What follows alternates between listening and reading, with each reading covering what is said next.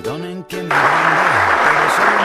Escuchamos a continuación la palabra del señor secretario de Gobierno, Juventud y Derechos Humanos.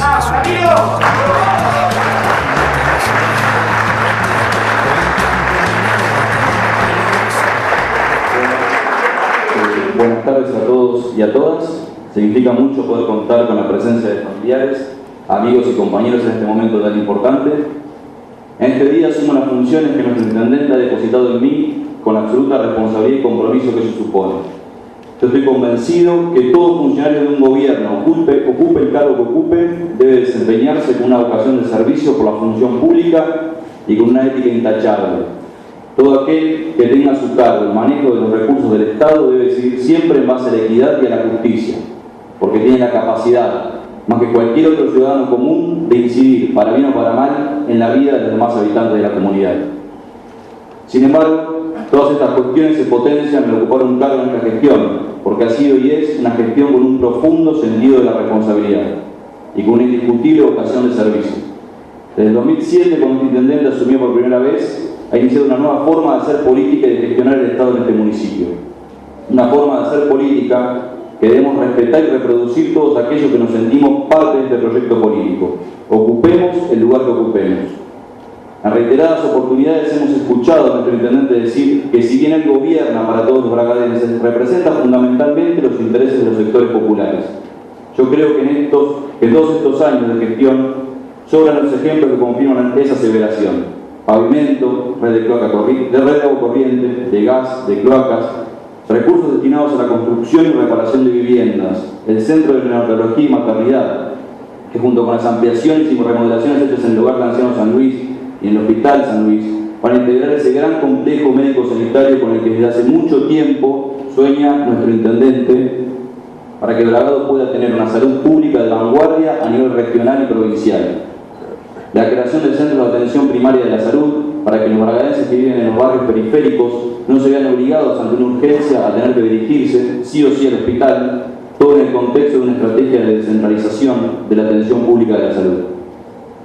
La importante inversión que se ha realizado en el embellecimiento e iluminación de las plazas públicas, en el dragado y mejoramiento de nuestro parque lagunario. Todos estos hechos concretos definen un nuevo tipo de gestión. Una gestión donde la obra pública destinada a los sectores populares es una política de Estado. Ni que hablar de la política salarial progresiva que se viene sosteniendo desde que asumió en el 2007.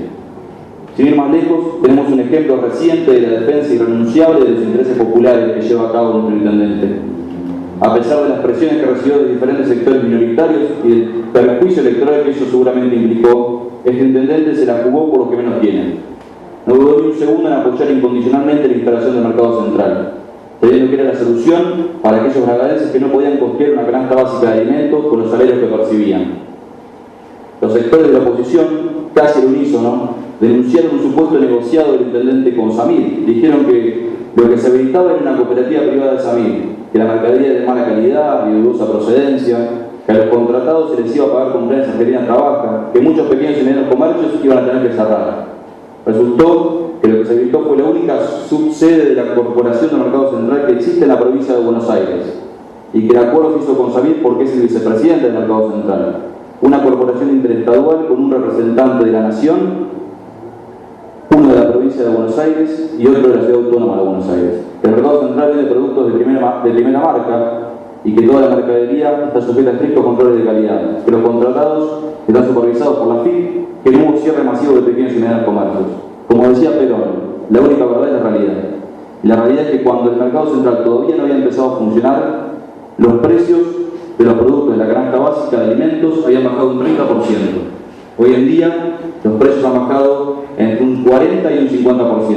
La realidad es también que nuestro intendente, a diferencia de otros dirigentes, abandonó toda especulación política cuando estuvo seguro de que el mercado central era la respuesta a la problemática de los altos precios en los productos de la canasta básica. Ahora bien, muchos intentaron y siguen intentando hacernos creer que se trató de un apoyo a una empresa y a un empresario en particular, de que hubo alguna suerte de favoritismo. Lo que no entienden, o si no lo entienden no se animan a decirlo, es que no se trata del mercado central o de Alberto Samir. Si otra empresa u otro empresario hubieran logrado lo que el mercado central logró en Bragado, la historia hubiera sido diferente. Lo que nunca estuvo en duda fue la defensa incondicional de los intereses populares. No faltaron las propuestas de parte de este gobierno para llegar a un acuerdo de precios con los comercios locales. Sin embargo, las respuestas siempre fueron negativas. Pero la obra pública en esta gestión no se limita a este aspecto. La obra pública también se ha puesto al servicio del crecimiento cultural de Bragado. El Centro Cultural Florencio Constantino, ese anhelo histórico de todos los bragadenses, que hoy es un monumento a la cultura y un símbolo de prestigio provincial y nacional, el Honorable Consejo Deliberante y la Casa de la Cultura, obras que en poco tiempo van a estar finalizadas. El anfiteatro, que es el próximo objetivo. Todas son pruebas de la enorme apuesta a la cultura que hace este gobierno. No obstante, no se trata de un gobierno que pretenda apoyarse en los sectores populares para enfrentarse al resto de la ciudadanía bragadense. Creo que sobran las pruebas de la vocación de diálogo de nuestro intendente. Ahora bien, una cosa es la predisposición al diálogo respetuoso y democrático con aquellos que representan una visión diferente de la política, y otra cosa es resignar la legitimidad en la toma de decisiones que confiere el voto de la mayoría frente a las presiones de aquellos que representan a los sectores minoritarios.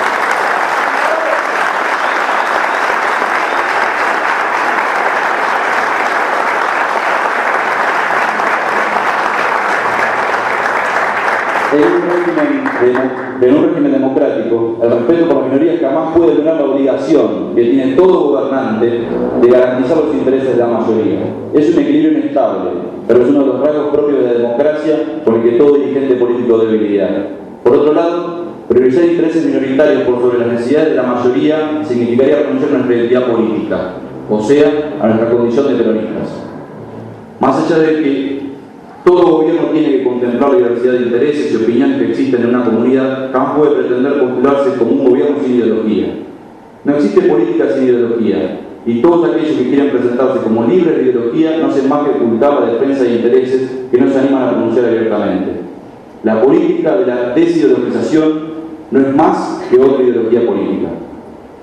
Es por esto que, si bien estamos dispuestos a dialogar de manera respetuosa y democrática con todos aquellos que representan posiciones políticas diferentes, les exigimos, eso sí, que digan abiertamente cuáles son los intereses que defienden y que no se pueden entrar de discursos que buscan conformar a todo el mundo. Nosotros, desde el tiempo que venimos demostrando que nuestra ideología es el peronismo, que por eso es que somos kirchneristas y que los intereses a los que servimos son los intereses de las mayorías populares.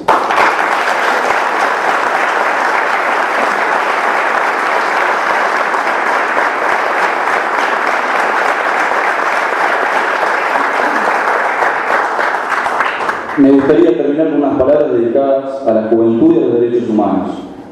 Seguramente habrá detractores que verán en mi designación como secretario de Gobierno, Juventud y Derechos Humanos una elección arbitraria. Sin embargo, yo considero que esta designación es una prueba más de la apuesta de nuestro intendente a los jóvenes. Muchos políticos se llenan la boca hablando del lugar que hay que darles a los jóvenes y del trasvasamiento generacional. Este intendente, por el contrario, confirma con hechos concretos aquella creencia. Sin embargo, no se trata de una apuesta ciega a los jóvenes por ser jóvenes. Más allá de una cuestión natural que obliga a que, más tarde o más temprano, los grandes dejen sus lugares a los jóvenes, la renovación en la política implica no solo que nuevas camadas de jóvenes nutran los diferentes niveles del Estado, sino que, fundamentalmente, estos jóvenes traen consigo una nueva forma de hacer política, una forma progresista, superadora de las tradiciones inveteradas, que de no existir una renovación en los dirigentes se terminan transformando en verdades inapelables. Sin duda, los jóvenes contamos con una sensibilidad diferente en relación a los fenómenos contemporáneos, porque la contemporaneidad es nuestro tiempo histórico. Tenemos la ventaja de que no nos obligan compromisos pasados, más allá de que existan mandatos que trasciendan las generaciones. Pero por otro lado, tenemos la desventaja de no contar con experiencia suficiente para juzgar los acontecimientos con el grado de lucidez necesaria que solo se adquiere con el paso de los años. Es por esto que es absurdo hablar de una renovación total, como también es absurdo calificar sin más de bueno a lo nuevo y de malo a lo viejo. A mí me gusta definir a lo político como lo contrario a lo natural, a lo dado, al status quo. Mientras una concepción estatucuista de la vida es esencialmente conservadora, una visión política es esencialmente transformadora. En este sentido, la juventud tiene la posibilidad de encarnar lo mejor de la política, es decir, su capacidad transformadora. En nuestro país, tuvimos la suerte de que la juventud se reconcilió con la política en un contexto donde la política volvió a adquirir la condición de principal herramienta para la transformación. Pasamos de que se vayan todos a la emancipación de la política de los poderes corporativos. En nuestra ciudad, la política demostró su capacidad transformadora cuando nuestro intendente encarnó esa voluntad y emprendió este proyecto político con el que hoy tanto nos sentimos identificados. Durante mucho tiempo nos hicieron creer que nuestra ciudad no tenía posibilidades de progreso y crecimiento, que nuestra ciudad estaba condenada a ser un pueblo más retirado de la provincia de Buenos Aires. Desde el 2007 ese relato se vino abajo. Fuimos testigos de que lo único que hace falta para el progreso de una comunidad, sea del tamaño que sea, son dirigentes con voluntad política y con vocación de servicio. ¿Cuán representativa de esta voluntad política fue la decisión estratégica que tomó nuestro intendente de sacar el basural del predio del parque industrial para posibilitar la radicación de unas empresas y la ampliación de las existentes, permitiendo que el parque creciera más de un 50%? Los jóvenes tenemos que comprometernos con nuestra comunidad para construir en el presente el futuro que queremos. Debemos asegurar que esta senda de desarrollo no se interrumpa. Debemos tener la madurez suficiente para no dejarnos seducir por los cantos de sirena de quienes hoy en día dicen representar la nueva política, pero que en realidad son agoreros de lo viejo, de aquella vieja política que tanto mal le hizo a nuestro país y a nuestra ciudad. Los jóvenes demostramos tener un gran sentido de solidaridad. Junto a mis compañeros, puedo ver esto en cada actividad que llevamos a cabo. En este sentido, quienes tuvimos la suerte de poder seguir una carrera universitaria, quienes tuvimos la suerte de jamás haber pasado hambre o frío, quienes jamás tuvimos nuestras necesidades básicas insatisfechas, tenemos la obligación de ser profundamente solidarios con aquellos de nuestros pares que han visto con desesperanza cómo la continuidad de sus estudios hacía imposible, porque necesitaban salir a trabajar para aportar a la economía familiar, con aquellos a los que les falta un plato de comida, con aquellos que sufren el frío todos los días. Tenemos que combatir ese estereotipo que desde ciertos medios de comunicación se utiliza para estigmatizar a la juventud y transformarla en excusa para justificar la implementación de políticas represivas. Los jóvenes que ni trabajan ni estudian, los pibes chorros, los jóvenes que se drogan, son utilizados no solo por determinados medios de comunicación, sino, lo que es más preocupante todavía, por ciertos dirigentes políticos para caracterizar a toda la juventud. No hace falta conocer demasiado para darse cuenta de que aquella imagen es un recorte extremadamente parcial de la realidad. Sin embargo, tampoco podemos permitir que aquellos jóvenes que ni estudian ni trabajan, que son víctimas de la droga o que delinquen, sean los chivos expiatorios de la política represiva. No solo desde la obligación que les cabe a quienes ocupan un lugar en el Estado, sino también desde nuestra condición de humanos tenemos la obligación de ayudar a estos jóvenes. No es casualidad que quienes promuevan las políticas represivas como respuesta a las problemáticas que atraviesa la juventud sean los mismos que no quieren que insistamos en la discusión de nuestra historia reciente. Basta de mirar el pasado, escuchamos repetir. Yo no entiendo cómo vamos a ser capaces de construir una sociedad mejor, más inclusiva, más democrática y socialmente justa si no miramos permanentemente dentro de nuestro pasado para jamás volver a repetir los errores que se cometieron. Son los mismos que quieren un pueblo sin memoria, porque un pueblo sin memoria es más fácil de dominar. Solamente conociendo la historia de nuestro país, sobre todo la historia reciente, vamos a poder entender por qué ahora hay pibes que no estudian ni trabajan, que se drogan y que roban. Venimos de la crisis social más grande de la historia de nuestro país.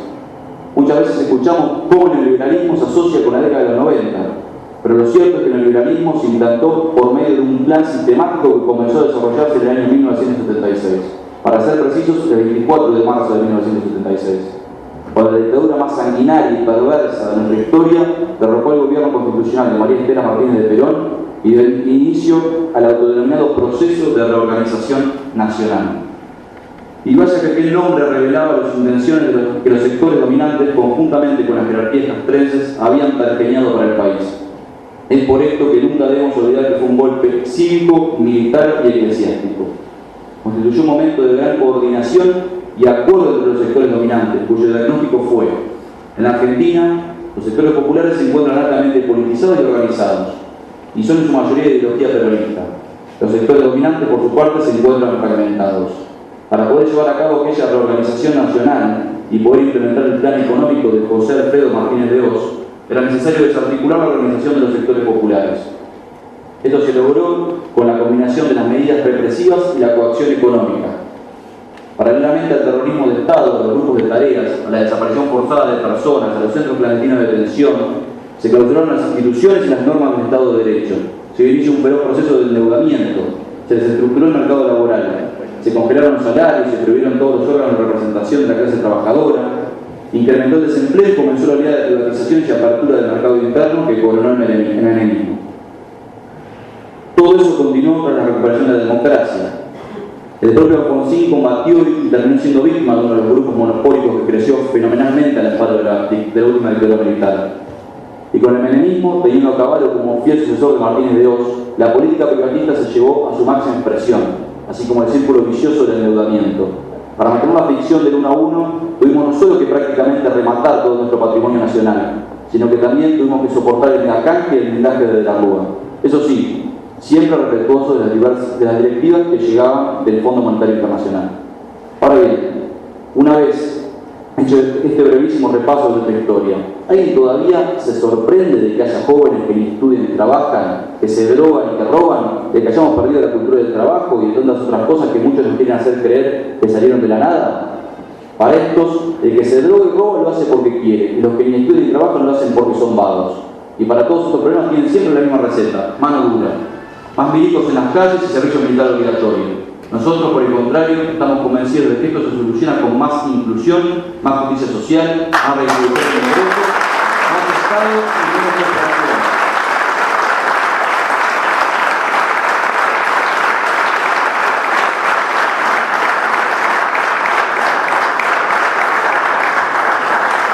Los problemas más importantes y urgentes de la Argentina, dentro de los que se incluyen los de nuestra juventud, encuentran su verdadera causa social en el proceso sistemático de marginalidad, exclusión y empobrecimiento que comenzó en nuestro país desde la última dictadura militar.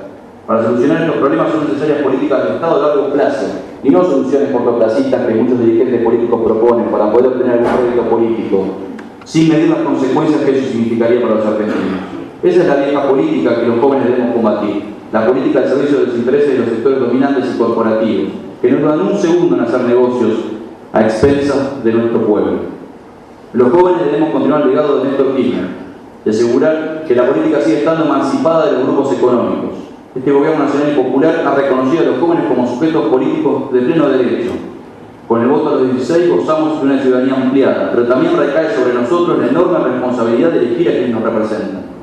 Con la ley del Centro de Estudiantes, cuya autora a nivel provincial es nuestra diputada María del Carmen Rivas, se nos garantiza un espacio de representación dentro de las comunidades educativas y la capacidad de intervenir como actores autónomos en la toma de decisiones. Todos estos logros tienen que servir para que recordemos que cada derecho implica también un deber, que si bien cada uno de estos logros enaltece nuestra condición de argentinos, demandan también de nuestra parte responsabilidad y compromiso. Debemos ser guardianes de una política de servicio del pueblo y de sus intereses. Para esto no solo necesitamos ejercitar permanentemente nuestra memoria, sino, por sobre todas las cosas, tener un profundo amor por nuestro pueblo y por nuestra patria. Muchas gracias. Los eceros me vieron nacer, los árboles me vieron crecer, el océano me vio navegar.